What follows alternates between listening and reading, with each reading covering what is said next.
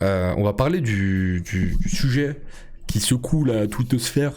C'est le clash. Alors, j'ai envie de dire le clash est presque anecdotique parce que Booba clash très souvent.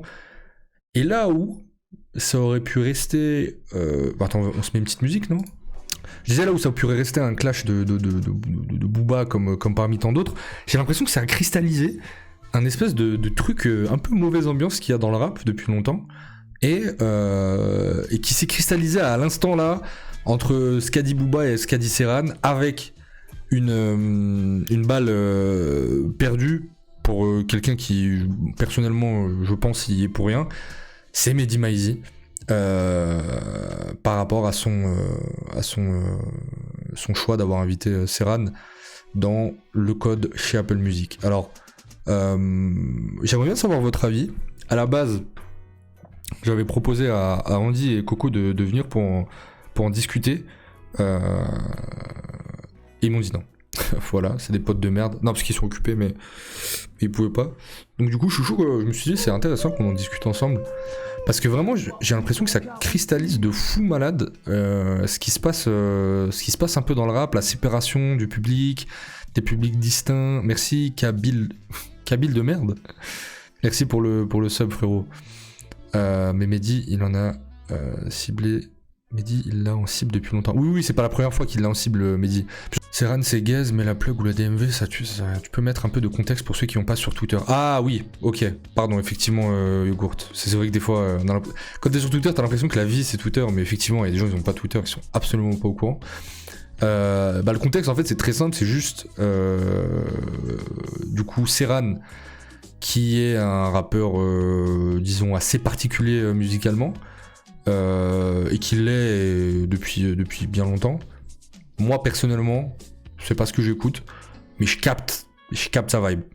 Tu vois, en vrai je capte sa vibe, mais c'est pas trop ce que j'écoute. Mais je suis pas à l'abri, en vrai, en fouillant, de me prendre un son de Serran. C'est juste visuellement, je vous dis cash, hein, il me dégoûte. Genre il me répugne. Genre il m'aïef, genre je sais pas comment vous dire, je sais pas, frère, il met des bottes de cheval avec des sabots de chevaux. Je sais pas, esthétiquement il me répugne, voilà. J'ai pas envie de regarder ses clips, du coup forcément musicalement c'est un peu limite. Et du coup ce qui s'est passé, c'est que Serran, il a été invité pour son nouvel album, il me semble, son nouveau projet chez Mehdi Maizi dans le code, qui est quand même disons-le une fenêtre intéressante pour de la communication quand tu sors un projet, en tout cas pour un artiste du niveau de Serran. Et Booba a rebondi sur la sortie de ce code pour tirer une balle sur Mehdi, et il a dit un truc qui peut être intéressant, hein. Ouais, moi dans la forme c'est hyper insultant, et puis en plus après il a sorti des dossiers sur Mehdi par rapport à une meuf. Je vous avoue que je saurais même pas vous expliquer qui est cette meuf, je sais pas. Et il commence à rentrer dans du perso et tout, on s'en fout. Mais l'argument initial de dire ok, le rap est en train de prendre une trajectoire où en fait même les grands prescripteurs, même les grands médias en place, influents, il commence à donner de la visibilité, de la lumière à des rappeurs comme Serran, qui sont en fait un peu l'inverse de ce qu'est le rap, même si voilà, oui, il y en a, ils vont me dire oui, Serran il a ses bases, il a écouté du rap et tout machin. Moi personnellement, on ne m'enlèvera pas de la tête que Serran, au vu de son milieu social, au vu de plein de choses, s'il avait cet âge-là en 2007, il aurait pas fait du rap. Il aurait pas fait du rap. Et oui, c'est du rap pour ceux qui vont me dire que c'est pas du rap et tout. Moi, je pense que ça reste du rap.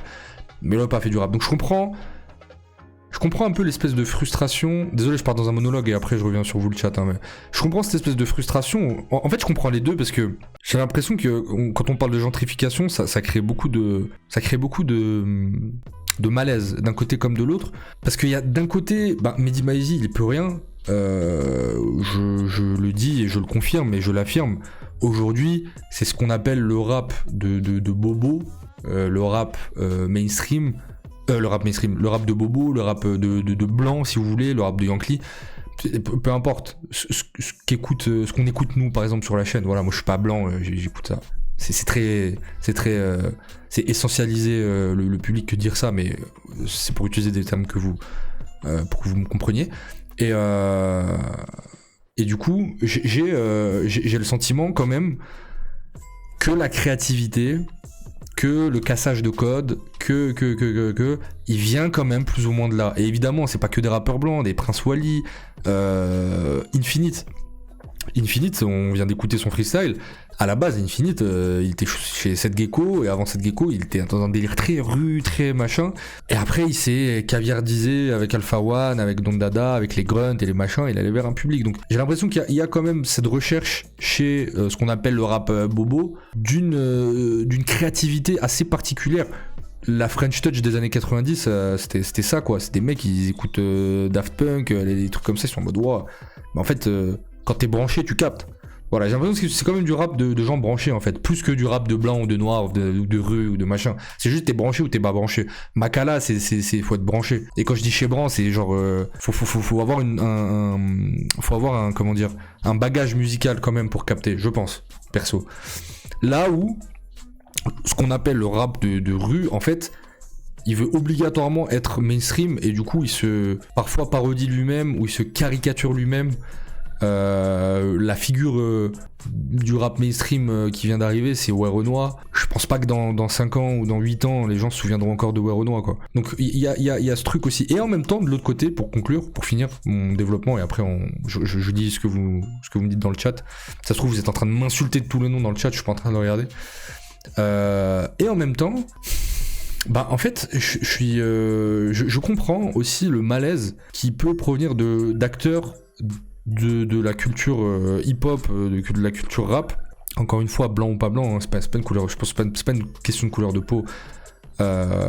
Qui ressent un malaise à voir les organes médiatiques donner de la lumière à des gens qui, soit il y a 15 ans, comme je viens de le dire, n'auraient pas fait de rap, soit en fait dénaturent complètement le rap à un niveau où, ouais, en fait, c'est plus rap. Parce que, en fait, oui, je parlais de créativité, de gens branchés et tout, c'est bien, mais en même temps, je pense qu'il faut aussi comprendre qu'il y a des gens. Moi par exemple, je viens de province.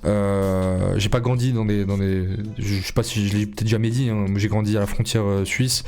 Mes parents, ils sont une classe moyenne. J'ai grandi dans une ville réputée pour être un peu craignos, mais en vrai, non, même pas. C'est pas du tout. C'est pas du tout craignos, je trouve. Et j'ai pas grandi dans un milieu social, des conditions difficiles, clairement. Donc ça me donne quand même plus accès à plein de choses.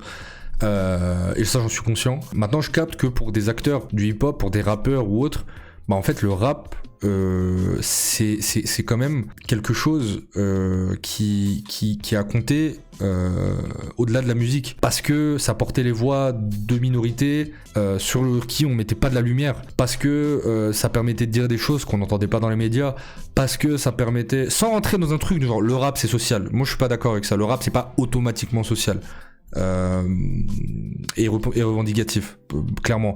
Mais il y avait ce truc de vas-y, Booba qui perce, tu vois. Bah encore Booba, c'est un. Mais voilà, il y avait des mecs de la rue, tu vois, Soprano qui remplit, comme dit Youssoupha, Soprano qui remplit un stade de France. Soprano, il est pas engagé dans ses paroles. Mais il dit Soprano qui remplit un stade de France. Mais en fait, c'est putain d'engagé. C'était un mec, tu viens de quartier, de Marseille, de machin. Donc, il y a plein de. Il y a des gens qui portent une parole, il y a des gens qui portent un vécu, il y a des gens qui s'identifient à eux, etc. Et ces gens-là, en fait, ils voient juste d'un mauvais œil des mecs, fils de... sa mère, elle est prof d'art plastique, son père, il est dans le cinéma, lui, il arrive avec sa dégaine de machin, de trucs, et il commence à rapoter, et il ramène du succès, et en plus, les organes mettent la lumière sur lui. Donc ça crée une frustration. Moi, je suis un peu partagé entre les deux. Et ce monologue est désormais terminé. Je remets mon casque dans lequel s'écoule la musique de Varnish et je regarde le chat pour voir si ce que j'ai dit c'était de la merde ou si vous m'avez insulté ou pas. Voilà. Du rap d'extrême droite, perso, je prends pas ça pour du rap, mais sur le papier, ça l'est pour moi, ça l'est. Petit Kamel, ça c'est un autre débat, mais oui, est-ce que le rap d'extrême droite est du rap? Certains diront non. Après, je pense que c'est simple, sur la forme, sur la forme, c'est du rap. Cro-Blanc, c'est du rap. Milesinka, c'est du rap, sur la forme. J'entends. Yanis Seruna, quand il aura 30 ans. Pourquoi? En vrai, ça se voyait dans l'interview, mais Mehdi était pas à l'aise à chaque fois qu'il disait un truc. Je n'ai pas regardé, j'ai regardé 5 minutes de la... Pour être très honnête, hein, j'ai regardé 5 minutes de l'interview de Mehdi Maizi, et j'ai trouvé Serran insupportable. Il se branle clairement. Donc moi ça m'a saoulé. Mais voilà, moi je trouve Mehdi Maizi, il fait son travail, il a signé chez Apple, voilà. Je pense qu'il est en partie décisionnaire d'une ligne éditoriale, mais il essaie quand même d'inviter tout le monde, quoi. Après, moi je suis sûr que Ouais Renoir, il lui avait dit viens, enfin, si Ouais Renoir était venu, Mehdi Maizi aurait été content et il y aurait eu, voilà. Après, les artistes que cite Booba, en disant ah ouais, tu parles des mecs underground de ce côté-là, mais nous de notre côté tu parles pas de un tel, tu parles pas d'un tel. Il a cité des blagues, honnêtement je les connais pas, j'aurais peut-être écouté par curiosité, histoire de pas manquer de culture. Mais j'ai parlé avec Benjamin Veil récemment, il m'a dit que les rappeurs d'extrême droite avaient l'esthétique rap mais pas la culture hip-hop. Oui, c'est vrai. En ça, sinon, lequel est le plus naze entre cette période avec ce genre de rap ou la période rap dubstep de début 2010? Je sais pas parce que en fait il y a toute une scène rap aux US quand même Serran il a pas inventé un truc, hein. C'est ça. Mais en fait moi vous voyez tout ce que je viens de dire là. Je vais vous montrer un truc. Bougez pas. Hein. Ça va en faire rire certains et tout. Je vais vous montrer un truc qui résume tout ce que je viens de dire en 10 minutes là. De mon mini podcast. Ok, vous êtes prêts? S'il y en a qui ont vu l'émission Trax sur France, sur Arte. Où il parle du rap smooth avec Raoult, très très bon rappeur. Waouh, j'ai bugué. Raoult, j'aime beaucoup. Serran, il obéit juste au label, ouais. Voilà, ok. Je vais vous montrer ce qui excite les gens. Vous êtes prêts? C'est un reportage sur le rap smooth. Il y a Raoult, il y a Taomé, il y a Serran dedans. Et qu'on sort. C'est pas là, c'est là. Ouais, c'est alternatif en fait. C'est cool de rajouter un peu une new wave dans tout ce qui est rap, etc. maintenant. C'est grave influencé des États-Unis. Je pense que dans un an, ça va être ça le rap français mainstream, on va dire. À l'école, voilà. C'est. En fait, le truc c'est que ça pose un problème. Je sais qu'il y en a qui ont serré les poings en voyant ça. Mais en fait, ça résume un problème. C'est que... en plus, là, il parle de rap alternatif. De ce que je sais, moi j'étais gamin, hein, mais pour avoir parlé à des gens qui ont écouté vraiment le rap dit alternatif tôt, les mecs... Sambogas, par exemple, qui est dans le chat, je te prends à témoin, tu me dis, tu confirmes ou tu infirmes. Mais les mecs qui écoutaient Zwinkels ou qui allaient au concert de, je sais pas, de Stupéflip ou de TTC, en fait, les mecs, ils allaient aussi au concert de Alibi Montana, ils allaient aussi au concert de Seth Gecko, de Al Capote, ils allaient au concert de Medine. C'était aujourd'hui le problème, c'est qu'on se retrouve, et je vous jure, moi je le vois, et je vais pas citer de blaze, il y a même des noms que vous connaissez, voilà. Et j'ai des youtubeurs rap, des journalistes rap, je vous le dis, moi je l'ai vu de mes yeux, mais je donnerai pas de nom, je suis pas une salope. Mais je vous jure, c'est vrai, il y a des mecs qui en fait n'écoutent que ce rap-là, uniquement. Et en fait, ça crée des publics où t'as des gars qui te disent ouais, Jaja et Dinaz, qui écoute ça? Mais tout le monde écoute Jaja et Dinaz dans les quartiers. Genre, en fait, tu es socialement déconnecté à un niveau tel que juste avec cette phrase là qui écoute Ouais Renoir, ça je l'ai entendu quand j'ai fait ma vidéo sur Ouais Renoir. Ah ouais, d'où il sort ses ventes, qui écoute Ouais Renoir? Frérot, en fait t'as aucun ami, donc ça en dit long sur ta condition en fait, tu vois. Et c'est pas un reproche, je suis pas un haters des riches ou des gens des classes moyennes plus, mais en fait ça en dit long sur ah ouais, c'est devenu quoi le rap en fait, tu vois. Et la question mérite d'être posée. Et je trouve que Booba la pose très mal, mais elle est légitime. Oui, je confirme, j'en fais partie, le rap en mieux. Voilà, tu vois, Sam Bogas qui a plus de la quarantaine, qui confirme. Il y avait pas, en fait, les publics n'étaient pas aussi séparés qu'aujourd'hui. Aujourd'hui, t'as un gars, il te dit, ouais, moi j'ai connu le rap avec Black M, et j'aime pas trop le rap, tu vois, mais j'écoute, tu vois, j'écoute Serran, j'écoute Lampal. Est-ce que vraiment t'aimes le rap? Tu vois, c'est ce que je disais sur Twitter l'autre jour en un tweet. Est-ce que t'aimes le rap ou t'aimes juste l'esthétique qui te correspond et qui te semble être du rap, tu vois, en tout cas, et qu'on te vend comme étant du rap. Mais pendant longtemps, je comprenais pas les gens qui disaient ouais, il y a 10 ans, vous écoutiez tel truc, et en fait, c'est vrai. Oui, j'ai 50 et je confirme. Dr Nockman, 50 ans, oh, ça me bogasse, je crois que le record est battu là sur le chat. Incroyable. DJ Duke, mais faut pas croire que Serran c'est pas rap, c'est des courants giga trap, y a pas plus hip-hop actuellement, MDR. En fait, ouais, c'est une évolution, ça c'est évidemment ce que je disais au début. Hein. Maintenant, en fait, surtout moi je suis très très ouvert hein, musicalement, mais je comprends. En fait, juste ce que je dis, c'est qu'il faut comprendre la frustration de gens qui voient des mecs comme ça débarquer. Et il faut pas oublier que le rap, c'est un petit milieu. Il y a beaucoup d'argent. Ça, c'est un truc que j'ai appris en faisant YouTube et en rentrant dans le rap un peu à plein temps. Il y a beaucoup d'argent dans le rap, mais il est très très mal distribué. C'est vraiment les 1% se partagent 99,9% du fric qui circule dans le Peura. Même les gens dans les maisons de disques sont mal payés, ils sont payés au lance-pierre. C'est un monde de merde, genre vraiment.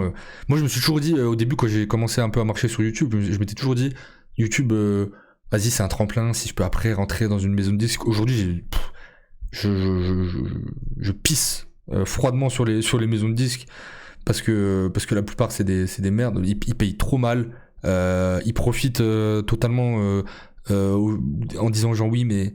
Ah mais c'est des passions, ouais, t'es dans ta passion et tout, bah tiens prends le SMIC, sinon tu vas retourner. Et c'est beaucoup comme ça dans les maisons de disques. Donc voilà, les mecs se gardent un peu le fric entre eux. Et du coup donc ça crée encore plus de tension. Ça, le truc de ah vas-y, tu vois ça prend du genre. Est-ce que c'est pas les publics? Oui, en partie. Moi, encore une fois, je répète ce que j'ai dit au début, je ne jette pas la pierre à Serran. J'essaie juste d'expliquer les réactions des uns et des autres. Et surtout, je le redis, moi, Serran, juste visuellement, j'aime pas, mais musicalement, si j'écoute tous les sons, moi, je capte ce qu'il fait, en fait. Hein. C'est pas... En fait, c'est juste un Rawjay qui va un peu plus loin dans le délire. Rawjay, il a un côté un peu plus rap, il rappe bien et tout, machin, donc forcément c'est plus digeste pour l'auditeur lambda. Je suis totalement d'accord avec toi sur la scission entre les auditeurs rap, mais Booba n'est clairement pas qualifié pour aborder ce sujet. Certes, Serran ne représente qu'une partie mineure des auditeurs rap, mais il apporte plus à la culture que beaucoup d'industries plantes. Booba rabaisse Serran qui n'a rien demandé, il devrait s'en prendre. Oui, mais je pense que Serran, c'est parce que c'est le petit qui lui est passé par la main. Il devrait s'en prendre directement aux auditeurs qui sont fermés d'esprit plutôt qu'à un mec qui essaie de faire des bails et qui choisit par son public. Ça, je suis d'accord. Hein. Je suis d'accord à H2O. Mehdi Maizi et Serran ne sont que les comment dire balles perdues, en tout cas des éléments qui ont reçu des balles perdues dans ce gigantesque débat. Mais je trouve que c'est vraiment un débat que moi je ressens depuis plusieurs mois. Et là, Booba il vient de mettre le doigt dessus en balançant, parce que c'est Booba et forcément ça fait parler. Mais en dilettante un peu, il y a ce truc là un peu sous-jacent. Je pense que Serran aurait fait du rap il y a 10 ans, mais je pense pas pour autant qu'il en fait parce que c'est à la mode. Je pense pas non plus. Ouvre une radio, Yanis. radio café, en opposition à Radio Hlib. Booba pas qualifié, c'est le même délire dans la metal hard rock. Après je me fume à la new wave. Lafèvre, Runa, Khali, j'écoute principalement des rappeurs comme Makala, mais force est de constater que ce public manque trop de respect aux classiques et aux rappeurs de rue. J'ai déjà entendu des caries surcotés autour de hommes. Ouais, non mais c'est tout le problème. C'est ça, Alpha Lil. Je suis d'accord. Et moi le premier, hein. Moi le premier, mais du coup, est-ce qu'on rejoint pas ce que disait le Code Review cet été, comme quoi il n'y a plus de rap mainstream de qualité et qu'il n'y a que des niches, du coup ça cristallise les publics et enferme, plus on n'a pas le temps d'écouter tout. Oui, c'est totalement ça. Hein. C'est totalement ça. Hein. Et c'est effectivement... En fait, tout ça n'est que la conséquence d'un rap qui a tellement de succès qu'en fait ça crée plein de bulles. Là où avant, quand le rap est arrivé, t'avais une bulle, et après au début des années 2000 t'en avais 3, mais en fait les 3, vous savez les schémas comme ça avec les bulles qui font des... ça faisait ça. Là le problème c'est qu'aujourd'hui t'as des bulles qui ne se touchent pas. Certaines se touchent, d'autres ne se touchent pas, et du coup ça crée beaucoup de frustration, des publics qui ne comprennent pas les autres. Moi je pense que nous, je dis nous parce que je pense que si vous me suivez, on a plus ou moins tous les mêmes goûts. On est probablement à la croisée des chemins, pour citer un livre que j'aime bien. Perso, le seul truc qui me dérange avec Serran, c'est qu'il se suce il se mange le chibre. Moi, c'est pour ça que j'ai coupé l'interview, en fait, elle m'a saoulé. Il se mange le chibre de fou. Mais voilà, moi, c'est mon propos. Vous en faites ce que vous voulez, on peut être d'accord, pas d'accord. Tout ce que après il y a un autre problème dont on parle pas, c'est la gen TikTok. Du coup, il y a des rappeurs qui font des sons juste pour que ça perce. Ouais, mais un jour je ferai une vidéo sur. J'ai des choses à dire sur les rappeurs TikTok. Un jour vraiment, je ferai des vidéos sur les rappeurs TikTok.